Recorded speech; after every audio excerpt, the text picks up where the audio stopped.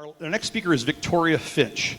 Described as a fearless entrepreneur, author, credit expert, investor, speaker, Victoria is passionate about helping others realize their dreams of entrepreneurship. She is a leader who has been named one of Indy's top 50 business connectors and has also been nominated for and received many awards for leadership and entrepreneurial experience. Please help me welcome Victoria Finch to the Park stage. I'm good, thank you. Thank you for having me here this evening. I am so happy to be here, and I want to thank Chris for that. When I was given this topic, history lessons, the first thing that came to my mind was legacy. I lost my mother this year in January, and I hope I get through this. But when one of the speakers at my mother's funeral said, if you want to know Marcella, look at her children. And at that point, my grief turned to joy as I looked at my siblings. You see, we all have a passion for God. We all have a passion for community and for family.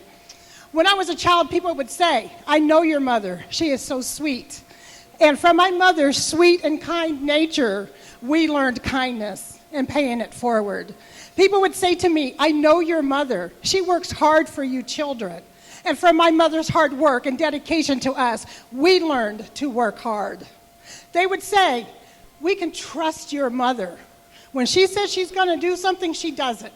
We learned to be authentic, and we learned to do what we said we were going to do.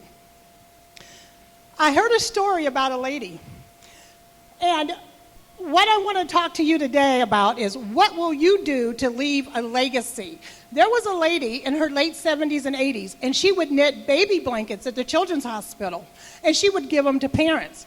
Can you imagine what it would be like to receive a blanket for your sick child?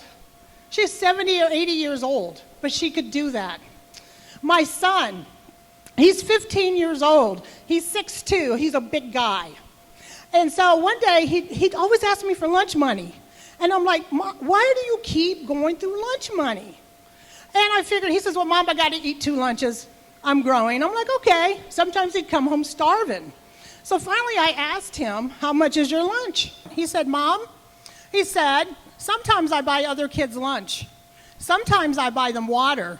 Sometimes I don't eat at all because I know I can come home to eat. And some of these children can't eat at home like I do.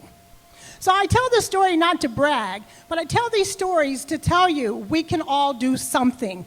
Your way of living is your legacy. That is your legacy, your way of living. For Mom, it was kindness. For my children, it's giving back. For the old lady who thought she was doing nothing for nobody, it was bringing joy to parents of sick children. Early in my career, I had a bump in the road. I couldn't keep my electricity on. I'm a very transparent person. I couldn't keep my electricity on. We lived beside a lady who would just glare at my kids. They were scared to death of her. So I told my children, treat her with kindness. Eventually, she warmed up to us. And it doesn't matter if you have children or not, you can be a legacy to others.